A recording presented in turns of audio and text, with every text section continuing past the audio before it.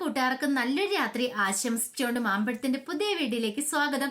നമുക്ക് നേരെ രേവതിയുടെ സച്ചിയുടെ നാളത്തെ നല്ലൊരു പ്രൊമോ വിശേഷം കേട്ടാലോ.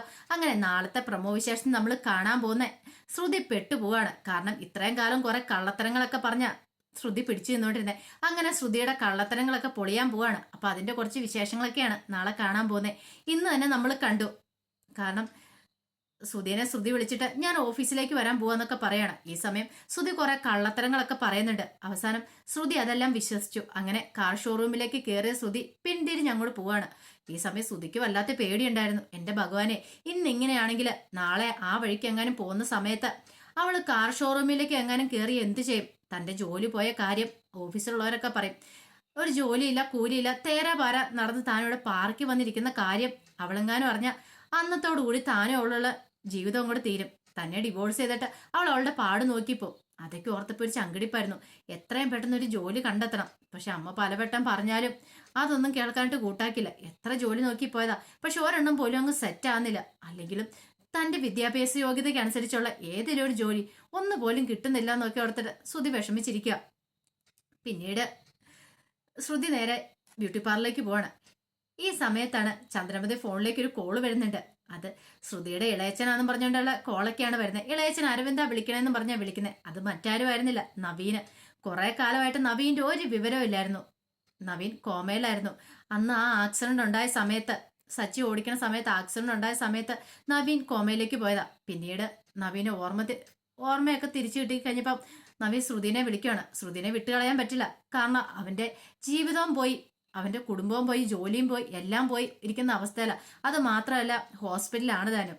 അപ്പൊ അതിന് വേണ്ടിയിട്ട് അങ്ങനെ ശ്രുതിനെ ബ്ലാക്ക് മെയിൽ ചെയ്യാണ്ട് ചന്ദ്രമതിയുടെ ഫോണിലേക്കാണ് വിളിക്കുന്നത്. പക്ഷെ ചന്ദ്രമതി ആരാ മോള്? ചന്ദ്രമതിയുടെ വിചാരം എന്താ? മലേഷ്യന്ന് ഇളയച്ചനെ വിളിക്കുന്ന ഓർത്തോണ്ടാ ചന്ദ്രമതി ഇരിക്കുന്നത്. ചന്ദ്രമതി ഭയങ്കര ബിൽഡപ്പ് ഒക്കെ കൊടുക്കുകയാണ്. പൊന്നുപോലെ ഇവിടെ ഞങ്ങൾ ശ്രുതിനെ നോക്കുന്നേ, അവൾക്ക് ഒരു കുഴപ്പമില്ല, അങ്ങനെ ഇങ്ങനെയെന്നൊക്കെ പറഞ്ഞിരിക്കുക. പക്ഷെ അയാൾ അവസാനം പറഞ്ഞു, ഞാൻ ശ്രുതിയുടെ അച്ഛനൊന്നുമല്ല ഇളയച്ചനാക്കിയെന്ന് പറയാണ്. അതെ, ഒരു കാര്യം ചെയ്യാം, മോള് വരുമ്പോ ഞാനൊന്ന് വിളിച്ചെന്ന് പറഞ്ഞേരെ എന്നൊക്കെ പറയാ. അങ്ങനെ ചന്ദ്രമതി ഭയങ്കര സന്തോഷത്തോടുകൂടി രേവതിയോടല്ല ശ്രുതിയോട് ഇക്കാര്യം വിളിച്ചു പറയാ. ശ്രുതിക്ക് അപകടം എടുത്തു. ശ്രുതിക്ക് ഒരു കാര്യം മനസ്സിലായി, തന്നെ ചീറ്റ് ചെയ്യാനായിട്ട് ആരോ ശ്രമിക്കുന്നുണ്ട്. കാരണം ഇത്രയും കാലത്തെ പോലെ അല്ല, തന്നെ പിന്നാലെ ആരോ കൂടിയിട്ടുണ്ട്. കുറെ കാലം നവീനായിരുന്നു. ഇനിയിപ്പൊ തന്നെ കുറിച്ചുള്ള സത്യങ്ങളൊക്കെ അറിയാവുന്ന മറ്റാരെങ്കിലും ആണോ? താന് ശ്രുതിയല്ല, ശരിക്കുള്ള തന്റെ പേര് കല്യാണിയാണ്. അങ്ങനെ അറിയാവുന്ന ആരെങ്കിലും ആണ്. അതോടുകൂടി തന്റെ കാര്യത്തിനൊരു തീരുമാനമായി. വീട്ടിൽ അറിഞ്ഞിട്ടുണ്ടെങ്കിൽ തന്റെ ചീട്ട് കീറും എന്നുള്ള കാര്യം ഉറപ്പായി. ഇനിയിപ്പോ എന്ത് ചെയ്യുമെന്ന് അറിയത്തില്ല. പക്ഷെ ആ അമ്മയുടെ കയ്യിൽ നിന്ന് നമ്പർ മേടിക്കാന്ന് വെച്ചാ ചന്ദ്രമതി പറഞ്ഞു അതൊരു പ്രൈവറ്റ് നമ്പർ ആയിരുന്നു എന്നൊക്കെ പറയാണ്. പക്ഷെ ശ്രുതിക്ക് എന്ത് ചെയ്യണമെന്ന് അറിയില്ല. ആരാ തന്നെ ബ്ലാക്ക് മെയിൽ ചെയ്യുന്നതെന്ന് അറിയത്തില്ല. അങ്ങനെയാണെങ്കിൽ അയാൾ പിന്നെയും വിളിക്കുമെന്നുള്ള കാര്യം അറിയാം. പക്ഷെ ചന്ദ്രമതി നിലത്തൊന്നും അല്ല നിന്നെ. ചന്ദ്രമതിയുടെ വിചാരം എന്താ? ശ്രുതിയുടെ വീട്ടുകാർ വന്ന് പണം തരും, അതോടുകൂടി സർവ്വ കടങ്ങളും വീട്ടാം. അങ്ങനെ ഈ കുടുംബത്തിൽ നല്ല രാജ്ഞിയായിട്ട് വാഴാം, ഒരു പ്രശ്നമില്ല. സച്ചിനെ രേവതിനെയൊക്കെ വരെ നിർത്താന്നൊക്കെ ഒരു ചില വിചാരങ്ങളൊക്കെ ഉണ്ടായിരുന്നു. പക്ഷെ അതൊക്കെ വെറും വെള്ളത്തിൽ വരച്ച വര പോലെ ആയി പോവാണ്. കാരണം ചന്ദ്രമതിക്ക് അറിയത്തില്ലോ കാര്യങ്ങളൊക്കെ. ഈ സമയം സച്ചി മുത്തശ്ശിനെ കാണാൻ, അച്ഛമ്മേനെ കാണാനായിട്ട് പോകുന്നുണ്ട്. കാരണം കുറെ ദിവസമായിരുന്നു അച്ഛമ്മേനെ കണ്ടിട്ട്.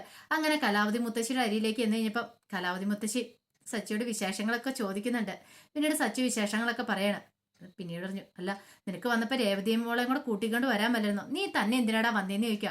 അല്ല അത് പിന്നെ അച്ഛമ്മേ, ഞാൻ ഇതിലൂടെ ഓട്ടം പോയി കഴിഞ്ഞപ്പോൾ എനിക്ക് അച്ഛമ്മേനെ ഒന്ന് കാണണമെന്ന് തോന്നി, അതുകൊണ്ട് വന്നാന്ന് പറയാം. പിന്നീട് സച്ചി പറഞ്ഞൊരു കാര്യം ചെയ്യാം, അച്ഛമ്മയും കൂടെ പോരാൻ പറയണേ. ഇത് കേട്ടപ്പോ കലാവതി മുത്തശ്ശി പറഞ്ഞു, ഇല്ലടാ മോനെ, ഇപ്പൊ എനിക്ക് എന്തായാലും വരാൻ പറ്റില്ല. ഇവിടെ പണിക്കാരൊക്കെ ഉണ്ട്. അത് മാത്രല്ല ഇത് തൊടിയിലൊക്കെയാണ് പണി നടന്നുകൊണ്ടിരിക്കുന്ന സമയം. പിന്നെ ഒരു ദിവസം ഞാൻ വരാന്ന് പറയാം. അങ്ങനെ സച്ചി അച്ഛമ്മയുടെ വിശേഷങ്ങളൊക്കെ പറഞ്ഞതിന് ശേഷമാണ് അവിടെ നിന്ന് ഇറങ്ങുന്നത്. ഈ സമയം ചന്ദ്രമതി ആകെ പെട്ടുപോയി. കാരണം ചന്ദ്രമതിയെ അന്വേഷിച്ച പലിശക്കാരൻ വരുന്നുണ്ട് അങ്ങോട്ട്. കാരണം ഇത്രയും കാലമായിട്ട് 2 മാസമായിട്ട് പലിശ കൊടുത്തിട്ടില്ല. ആദ്യത്തെ മാസം ഫുൾ എമൗണ്ട് കൊടുത്തിട്ടില്ല, പിന്നെ 2ാമത്തെ മാസത്തെ പലിശ കംപ്ലീറ്റ് കൊടുക്കാനുണ്ട്. അങ്ങനെ അവരങ്ങോട്ട് വരുന്നുണ്ട് വീട്ടിലേക്ക്. അങ്ങനെ ചന്ദ്രമതിനെ അന്വേഷിച്ച് വന്നു കഴിഞ്ഞപ്പോൾ ചന്ദ്രമതിക്ക് വല്ലാത്ത വെപ്രാളം. വീട്ടിൽ അന്വേഷിച്ച് വന്നിരിക്കുന്നത് ഇതെങ്ങാൻ രവിയേട്ടൻ അറിഞ്ഞിട്ടുണ്ടെങ്കിൽ അതോടുകൂടി താൻ വീടിന് പുറത്താവും. ആധാരം പണയം വെച്ചാ പൈസ എടുത്തെന്ന് അറിഞ്ഞാല് എന്ത് മറുപടി പറയും? ആ ഒരു ചിന്തയൊക്കെ ഉണ്ട്. അവസാനം ചന്ദ്രമതി എന്ത് ചെയ്യുകയാണ്, അവരെ ഒരു വ്യക്തി പറഞ്ഞു വിടുവാണ്. ഒരു നുണയൊക്കെ പറഞ്ഞിട്ട്. രവീന്ദ്രൻ അവിടെ ഉണ്ടായിരുന്നു. പക്ഷെ രവീന്ദ്രനെ അറിയിക്കാതെയാണ് ഈ നുണകളൊക്കെ പറയുന്നത്. രവീന്ദ്രൻ അറിഞ്ഞിട്ടുണ്ടെങ്കിൽ അപ്പൊ തന്നെ പിന്നെ വീട്ടിലെല്ലാവരും അറിയും. അതോടുകൂടി താൻ വീടിന് പുറത്താവും. അത് മാത്രമല്ല 1.5 ലക്ഷം എടുത്തേക്കുന്നേ. 15 ലക്ഷം രൂപ എടുത്തേക്കുന്നത് എവിടെ നിന്ന് ഉണ്ടാക്കി കൊടുക്കും? പിന്നീട് അവർ പോയി കഴിഞ്ഞപ്പോൾ ചന്ദ്രമതി തീരുമാനമൊക്കെ എടുക്കുന്നുണ്ട്, എത്രയും പെട്ടെന്ന് പൈസ കൊണ്ടേ കൊടുക്കണം. അപ്പം അതിന് വേണ്ടുന്ന പൈസ അന്ന് പെൻഷന്റെ പരിഹാര തുക മധുസൂദനം കൊടുത്തുണ്ട്. അപ്പം ആ തുക എടുത്ത് കൊടുക്കുവാണെങ്കിൽ വലിയ കുഴപ്പമില്ലാതെ ഈ മാസം അങ്ങോട്ട് കടന്നു പോയിക്കോളൂ. പിന്നത്തെ മാസത്തെ കാര്യമുള്ളൂ. അതിപ്പോൾ ശ്രുതിയോട് പറഞ്ഞ് എങ്ങനെയായാലും ഒപ്പിച്ചെടുക്കാം, ആ ഒരു ചിന്തയായിരുന്നു. അങ്ങനെ ആ പണമൊക്കെ എടുത്ത് വലിയ അഹങ്കാരത്തിന് അങ്ങോട്ട് പോവാണ് ചന്ദ്രമതി.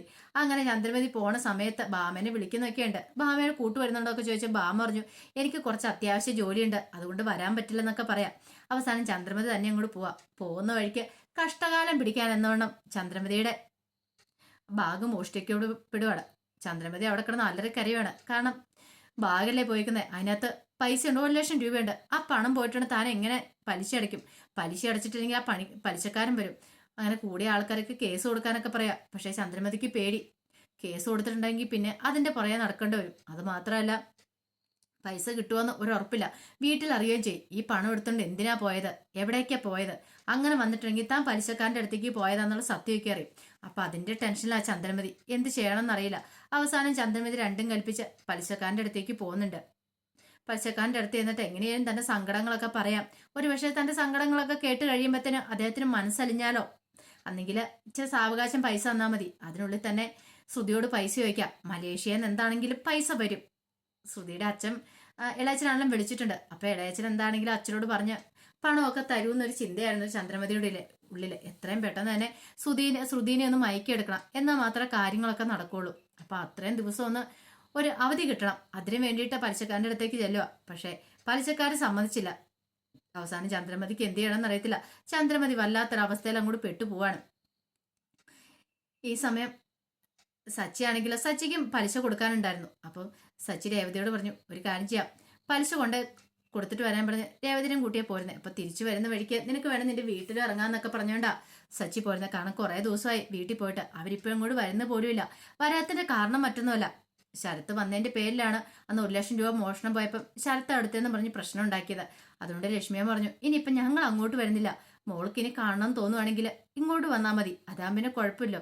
ഇപ്പൊ വീട്ടിലേക്ക് വന്നാലേ ഇനിയിപ്പോൾ അവിടുത്തെ എന്തെങ്കിലും സാധനം മോഷണം പോയിട്ടുണ്ടെങ്കിൽ അതിന്റെ പേരും പറഞ്ഞുകൊണ്ട് ഇനിയിപ്പം അവിടെ എല്ലാവരും ചീത്ത പറയുള്ളൂ. ഇങ്ങോട്ട് വരുവാണെങ്കിൽ കുഴപ്പമില്ലോ. അങ്ങനെയൊക്കെ ലക്ഷ്മിയമ്മ പറഞ്ഞിട്ടുണ്ടായിരുന്നു. അപ്പൊ രേവതിയോടില്ല ആ വീട്ടിലേക്ക് പോകുന്ന സന്തോഷം കൂടെ ഉണ്ട്. അതുകൊണ്ടാ സച്ചി പറഞ്ഞ്, നിന്നെ എന്തായാലും ഞാൻ വീടിന്റെ അവിടെ ഇറക്കാം, നീ പോയിട്ട് പോലെ എന്നൊക്കെ പറഞ്ഞുകൊണ്ട് രവീന്ദ്രനോട് പറയുന്നുണ്ട്. അപ്പൊ രവീന്ദ്രൻ പറഞ്ഞ് പോയിട്ട് പോരെ. രവീന്ദ്രൻ നോക്കിക്കഴിയുമ്പം എപ്പോഴും രേവതിയുടെ പണിയാ. രേവതിക്കാണ് പുറത്തിറങ്ങാൻ പോലും സമയമില്ല. ശ്രുതിയെ സംബന്ധിച്ച് ശ്രുതി രാവിലെ ഒരുങ്ങി അങ്ങോട്ട് പോകും, വൈകുന്നേരം വരുന്നു, ഫുഡ് കഴിക്കുന്നു, കിടന്നുറങ്ങുന്നു. പക്ഷെ രേവതി അങ്ങനെയല്ല. രേവതി രാവിലെ തൊട്ട് പകലന്തയോളം പണിയാ. അതിനിടയ്ക്ക് വീട്ടിൽ പോകാനോ ഒന്നിന് രേവതിക്ക് സമയം കിട്ടാറുമില്ല. പിന്നെ രേവതി അങ്ങനെ പോകാറുമില്ലായിരുന്നു. അതുകൊണ്ടാണ് രേവതി അങ്ങോട്ട് പോണത് തന്നെ. പക്ഷേങ്കിൽ ഈ സമയത്ത് അങ്ങോട്ട് പോകുന്ന വഴിക്ക് തന്നെ സച്ചിക്ക് ഒരു ഓട്ടം വരും. സച്ചി ആ വഴിക്ക് അങ്ങോട്ട് പോവാണ്. പിന്നെ രേവതിയെ പൈസ കൊടുത്തിട്ട് അങ്ങനെ കൊണ്ടേ കൊടുക്കാനൊക്കെ പറയാണ്. നീ കൊണ്ടേ കൊടുത്താൽ മതിയെന്ന്. രേവതിക്ക് അറിയാം, രേവതി ഒരു തവണ കൊടുക്കാൻ പോയിട്ടുണ്ട്. അതുകൊണ്ട് രേവതിക്ക് ഫൈനാൻഷ്യലുടെ ഓഫീസ് എവിടെയാന്നൊക്കെ കൃത്യമായിട്ട് അറിയാം. അങ്ങനെ ചന്ദ്രമതി പോകുന്ന സമയത്ത് രേവതി അങ്ങോട്ട് ചെല്ലുന്നുണ്ട്.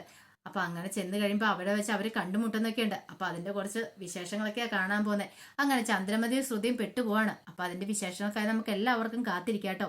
ഒരിക്കൽ കൂടി എല്ലാവർക്കും നല്ലൊരു രാത്രി ആശംസിച്ചുകൊണ്ട് നിർത്തുന്നു. നന്ദി.